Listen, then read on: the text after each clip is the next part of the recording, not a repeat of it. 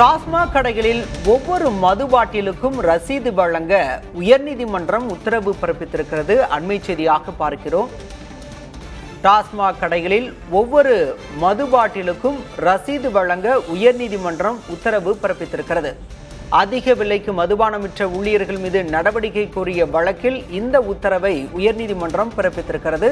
அனைத்து டாஸ்மாக் கடைகளிலும் ரசீது புத்தகங்களை பராமரிக்க வேண்டும் என்றும் உயர்நீதிமன்றம் அறிவுறுத்தியிருக்கிறது.